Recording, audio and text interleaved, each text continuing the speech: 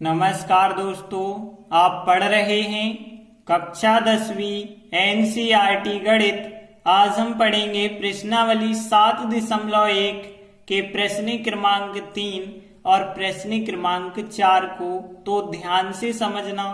तो देखिए, अभी तक हम दूरी सूत्र के बारे में पढ़ चुके हैं। क्या होता था दूरी सूत्र? यदि हमारे पास दो बिंदु हों, जैसे मान के चलिए एक बिंदु P है जो कि x1 y1 है और एक बिंदु Q है जिसके निर्देशांक x2 y2 हैं।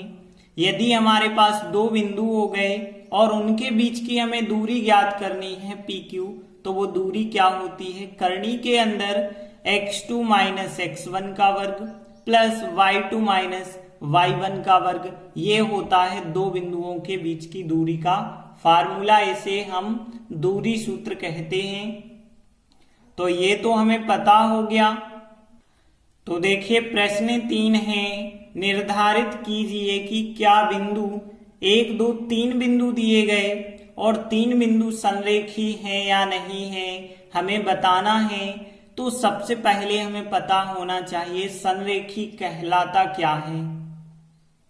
तो देखिए, संरेखी बिंदु क्या कहलाते हैं? यदि 3 बिंदु, ध्यान देना, यदि 3 बिंदु मिलकर के एक रेखा बना देते हैं तो उन तीनों बिंदु को हम संरेखी बिंदु कहते हैं। एक बिंदु ये हो गया, एक ये हो गया और एक ये हो गया। एक सीधी रेखा का निर्माण यदि तीनों बिंदु करते हैं तो वो संरेखी बिंदु कहलाते हैं। जैसे मान के चलिए यहाँ पे A बिंदु हो गया, B हो गया और C हो गया। यदि हम देखें A से B तक की कुछ दूरी होगी, जैसे मान के चलो 3 सेंटीमीटर है और B से C तक मान के चलिए 4 है, तो यहाँ पे टोटल दूरी क्या हो जाएगी AC, जो कि कितनी हो जाएगी? 3 + 4 मतलब 7 होगी। तो देखिए, यहाँ AB का मान 3 है, यदि BC का मान कितना है? 4 है, तो AC जो है वो 4 और 3 कितनी हो गई? 7। तो यहाँ एक बात हमें समझ आती है कि यहाँ दो दूरियों का योगफल 3 और 4, इन दोनों का योगफल तीसरी दूरी के बराबर हुआ है। तो ध्यान रखना, जब भी दो दूरियों का योगफल तीसरी दूरी के बराबर हो जाए तो वो तीनों बिंदु संरेखी बिंदु कहलाएंगे। तो देखिए, इस प्रश्न में हमारे पास 3 बिंदु हैं। सबसे पहले हम इन तीनों बिंदु को A B C मान के चलें। तो देखिए, हम मान के चले कि जो दिए गए बिंदु हैं, पहला बिंदु A हो गया, फिर दूसरा B हो गया, तीसरा बिंदु C हो गया। अब हमारे पास बिंदु तो हो गए, अब हम दूरी ज्ञात करेंगे। तो यहाँ पे देखिए, पहले हम AB निकालेंगे, फिर BC निकालेंगे, फिर AC निकालेंगे। 3 दूरियां निकालनी होंगी। तो पहले यदि हम AB दूरी निकालते हैं, मतलब A और B बिंदुओं के बीच की दूरी, तो देखिए यहाँ दूरी आपको पता है, जो फार्मूला होता है करनी के अंदर होता है x2 माइनस x1 का वर्ग प्लस y2 माइनस y1 का वर्ग। इसी फार्मूला का हम प्रयोग करेंगे A और B। तो डायरेक्ट फार्मूला लगाएंगे हम यहाँ पे, तो आपको पता होगा ये हो जाएगा x1 y1 x2 y2। तो यहाँ ये फार्मूला में लिखने की जरूरत नहीं है, सीधा फार्मूले में मान रखेंगे। तो देखिए, यहाँ पे 2 - 1, तो यहाँ पे 2 - 1 का वर्ग हो जाएगा, मतलब x2 माइनस x1 का वर्ग प्लस y2 माइनस y1 का वर्ग हो जाएगा, मतलब यहाँ 3 - 5 का वर्ग हो जाएगा। तो आपको सीधा शॉर्टकट याद रखना है, दूसरे बिंदु में से पहला बिंदु घटा के वर्ग करना है। तो 2 में से 1 घटाएंगे फिर वर्ग करेंगे, 3 में से 5 घटाएंगे फिर वर्ग करेंगे। और आगे ध्यान देना, यहाँ पे देखिए 2 में से 1 घटाया तो 1 बचा होगा और 1 का वर्ग कितना हो जाएगा? 1 हो जाएगा। फिर प्लस और 3 में से 5 घटाएंगे -2 और -2 का वर्ग हो जाएगा 4। और फिर आगे देखें तो 1 और 4 कितने हो गए? 5 हो गए। तो करनी 5 आ गया हमारा पहला आंसर, मतलब A और B के बीच की दूरी करनी 5। अब कर्णी 5 के हम गुणनखंड नहीं निकाल सकते हैं तो इतना ही लिखेंगे। तो ए बी तो आ गई है कर्णी 5 तथा अब हम निकालेंगे बी और सी के बीच की दूरी, मतलब बी सी निकालेंगे। तो कर्णी के अंदर ये रहा बी और ये रहा सी। हमने क्या कहा, दूसरे में से पहला बिंदु घटा दो, सी में से बी को घटा दो। तो -2 में से 2 को घटाएंगे तो -2 में से 2 को घटाएंगे, फिर वर्ग करेंगे, प्लस -11 में से 3 को घटाएंगे तो -11 में से 3 को घटाना है, फिर वर्ग करना है। तो इस प्रकार से फार्मूला ही यहाँ पे ये लगा रहे हैं, लेकिन फार्मूला हम लिख नहीं रहे हैं। बस ध्यान देना कि यहाँ -2 में से 2 को घटाएंगे और -11 में से 3 को घटाएंगे, फिर वर्ग करेंगे। और आगे ध्यान देना यहाँ पे -2 और -2 -4 हो जाएंगे और -4 का वर्ग करेंगे तो प्लस का 16 हो जाएगा। प्लस अब देखिए -11 -3 -14 है और -14 का वर्ग होता है 196। अब देखिए 196 और 16 यदि आप जोड़ेंगे तो यहाँ पे हो जाएंगे 212। अब 212 की यदि गुणनखंड निकलते हैं तो आप गुणनखंड रख सकते हैं। यहाँ पे 212 की हम गुणनखंड रख देते हैं। तो 212 की यदि आप गुणनखंड निकालेंगे तो गुणनखंड इस प्रकार से आएंगे, 2 × 2 × 53 आ गए। अब देखिए यहाँ 2 की तो जोड़ी बन जाएगी तो 2 आप बाहर निकाल देना, बाकी 53 अंदर बचे होंगे। तो 2 कर्णी 53 आ जाएगा BC का मान। अब AB आ गया, BC आ गया। अब हम क्या निकालेंगे, AC निकालेंगे। AC की जगह CA भी आप निकाल सकते हैं, कोई प्रॉब्लम नहीं है। तो यहाँ AC का मतलब होगा A और C के बीच की दूरी। तो अब हम दूसरे में से पहला बिंदु घटाएंगे, मतलब C में से A को घटाएंगे। C ये रहा, A ये रहा। -2 में से 1 को घटाएंगे तो यहाँ -2 में से 1 को घटाना है, फिर वर्ग करना है, प्लस -11 में से 5 को घटाना है तो लिखा -11 में से 5 को घटाना है, फिर वर्ग करना है। और देखिए जब आगे सॉल्व करेंगे तो यहाँ -2 और -1 -3 हो जाएगा और -3 का वर्ग +9, फिर प्लस -11 -5 -16 और -16 का वर्ग होता है 256, प्लस के होगा। अब 256 और 9 कितने हो जाएंगे, 265 हो जाएंगे। और देखिए 265 की यदि आप गुणनखंड निकालेंगे तो 5 × 53 आएंगे, कोई जोड़ी तो बनेगी नहीं। इस वजह से हमें इसके गुणनखंड निकालने की आवश्यकता नहीं है।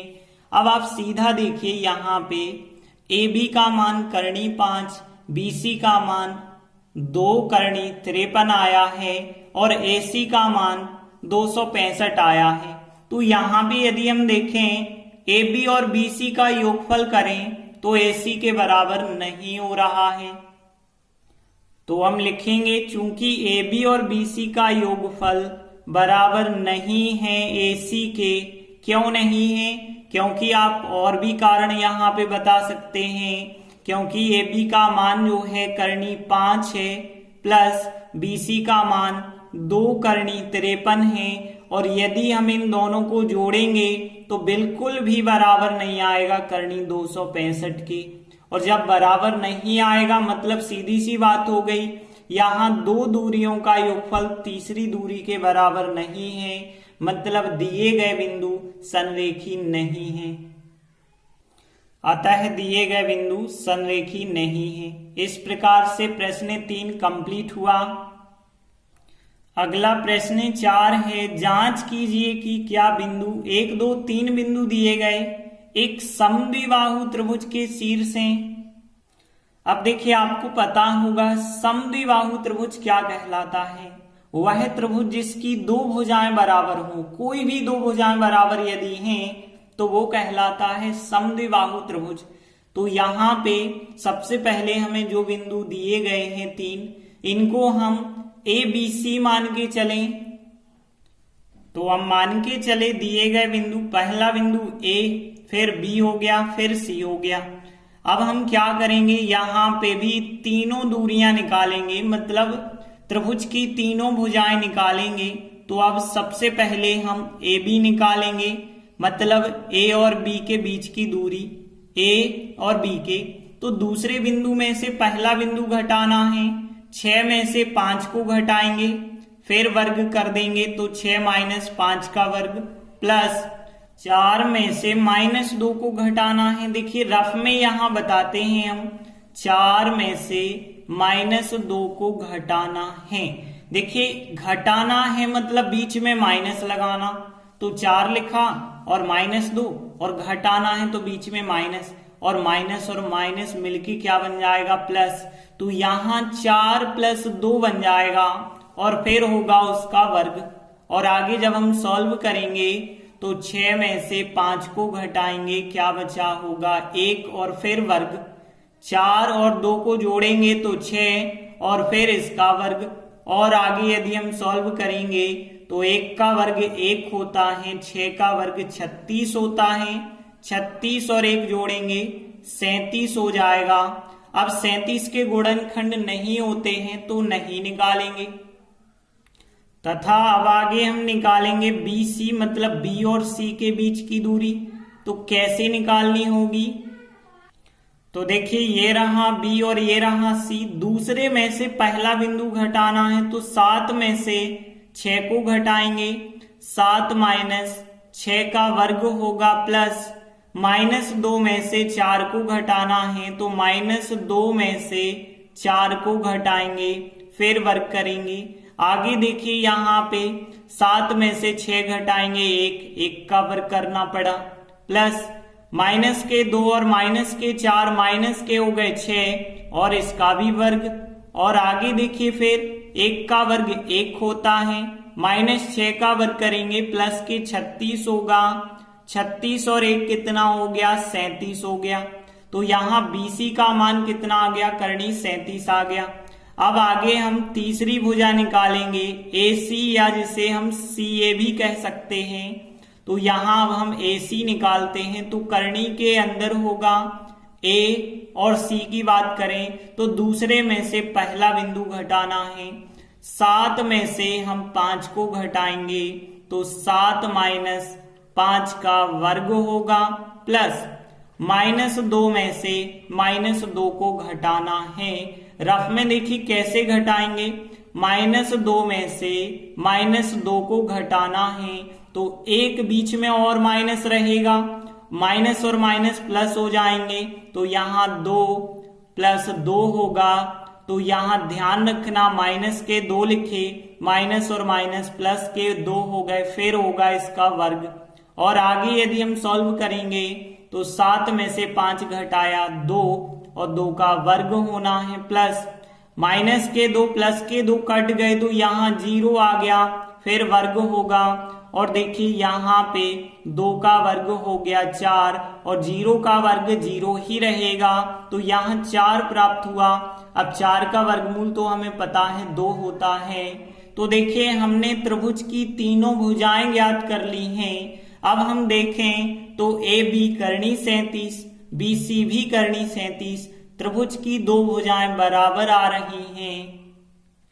तो हम लिखेंगे चूंकि AB और BC दोनों बराबर आ रही हैं और दोनों करणी 37 के बराबर हैं, तो त्रिभुज की 2 भुजाएं बराबर हैं। इस वजह से हम कह सकते हैं कि दिए गए जो बिंदु हैं वो एक समद्विबाहु त्रिभुज बनाते हैं, या समद्विबाहु त्रिभुज के शीर्ष हैं।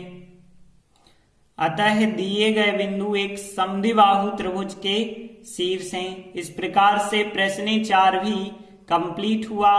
धन्यवाद।